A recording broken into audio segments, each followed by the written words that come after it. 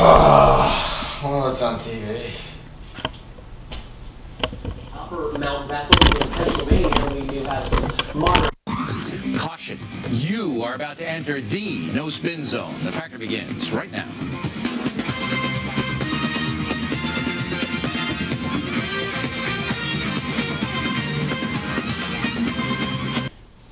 Welcome to the O'Reilly Factor. Today, we've got some good stories for you coming out of our most tolerant state, North Carolina, and an incident that is marring the country and is disgusting.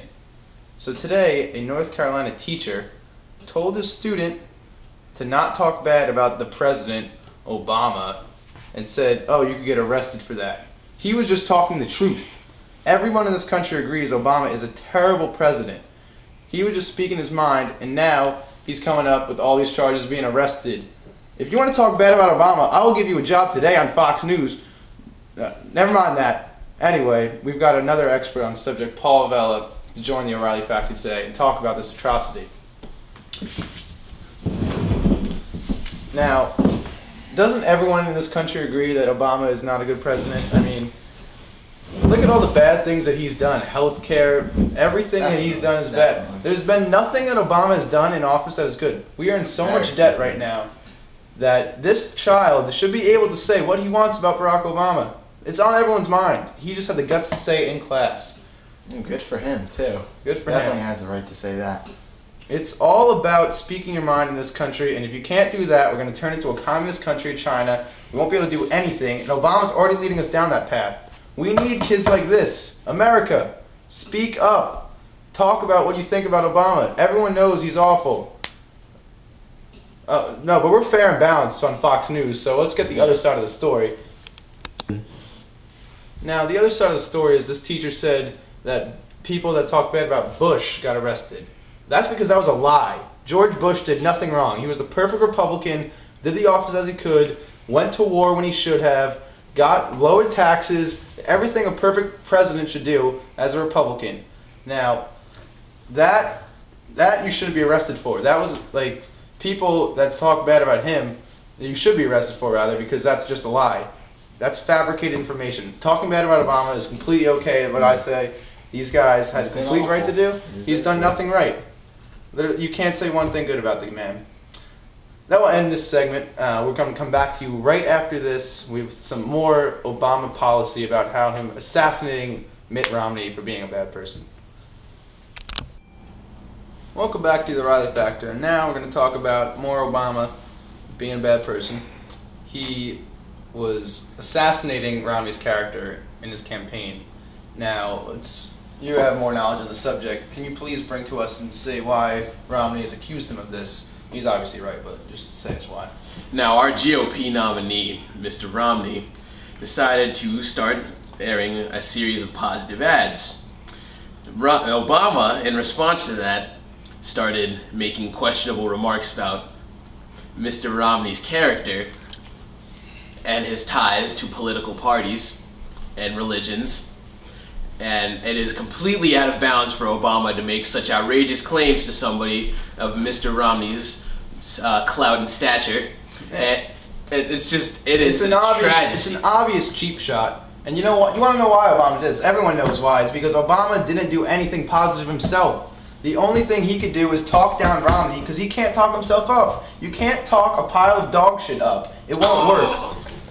Exactly, and we're going to see in November that Obama's negative ads are really just going to make Mr. Romney seem even more appealing than he already does to voters. People are not going to, there's nothing Obama can do to improve himself, so he's just trying to knock Romney down, and he's just trying to take him to his level, and it's a tragedy. Yeah, it is. He should be ashamed of himself. Romney's taking the high road on this, and Obama just keeps going below the belt with these hits, and it is just like a completely child. It's not how a president, I don't know how he got there, but how a president should act, it's the opposite of that. No class whatsoever. Agreed. Swag. Boring.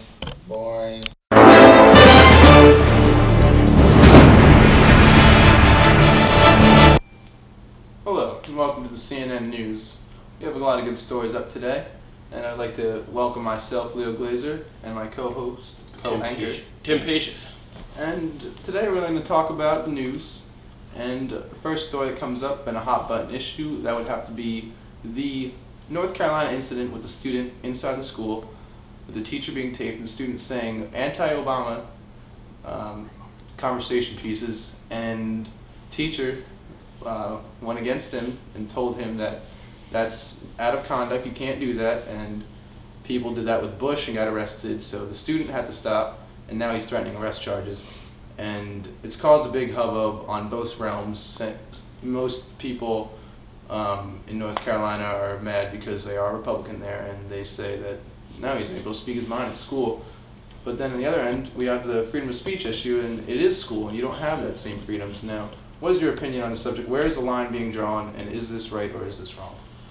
It's really hard to say, because the teacher was quoted as saying the office of the president is one that is to be respected even if you do not like the individual who's holding office, which is a very valid opinion, but I believe that this issue has been taking way too far and that it's been broadcast on the national news. Yeah, that again, it has gotten probably more news and publication than it has thought to have. It should not be this big of an issue. And I do agree with you there that the president is the president. Even if you do not like him, you can't disrespect him openly. And, you know, when it comes down to the new election, you don't vote for him. That's pretty much the only way you can go against him. And I think this is overstepping the line, but at the same time, at the end of the day, it's just a small classroom discussion. I don't think there should be arrest charges. I don't think it should get out of hand. But it is, there has to be an example made out of the situation because it is something interesting. It's, you know, it's a gray area. Exactly. Welcome back. Tonight we'll be discussing Obama's recent open support of gay marriage and same-sex rights. And honestly, this comes as a surprise because he was just on the ABC News being interviewed, and he kind of just dropped it as a shocker to the shock of many Americans, but some are extremely excited, such as most of the lesbian, gay, transsex community, obviously, are in great joy that he decided to openly support them. But on the other hand, this is a very divisive issue for Obama because the black community is one of Obama's largest minority demographics, and they're also one of the most religious demographics, so it's a very, very, very cognitive dissonance among those people, because they're not going to be sure how they feel about both issues, and President Obama supporting them. I agree, definitely. I think it's also an interesting way for him to come out like this because Romney is definitely anti-gay. It's been said, he's been said before, he's got no sign of supporting it. So you would have to think all of the gay, lesbian, transgenders would already vote for Obama. But now he's created this issue between very religious people who might not vote for him over this petty issue. I don't think it was the greatest idea for him to come out as the first gay president, but because there was really nothing to win by this situation, you just had everything to lose. He could have just waited until perhaps he won to come out with this sort of opinion, because I think he's only discouraged people from voting for him rather than encourage the gays who probably were already voting for him anyway. Exactly. We'll really have to see in the next few weeks whether or not his open support will affect the African American community at all. Alright, thanks for stopping by. We'll be back after these short messages. Boring.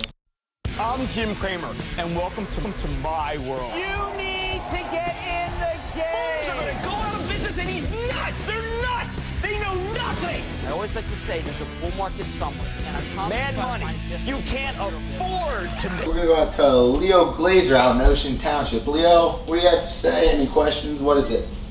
Yeah, I mean, this Facebook idea just came out, and there's been a lot of controversy over it. I want to get your opinion on before I say anything. Nah, it's going right down the drain. Right down the drain. It was overvalued at $38 by Mark Zuckerberg. It's actually supposed to be around $26, I think. It's gonna go right down the drain. I don't know. I think Facebook's a strong company. No, This is obviously not the best thing to happen, but this it was the first IPO. This is definitely going to ruin Facebook. I would not invest in it. It's not going to be a good stock. It'll be a waste of your First money. IPO since Google, and there's a good market in Google, and they have a bad market. It's like the first big IPO in this crappy market. Definitely not. I can't really blame them that much. I think it's not as bad as you were saying. No. Mark Zuckerberg's getting sued now for all this stuff, and I do not think it's going to be good for Facebook. How do you think this publicly affects Facebook? Like, do you think people will stop using it use it, but it eventually will just go down the tank and won't be funded properly, etc., etc. And it'll eventually just tank. I think the best public image the most. They say that people are going to look at this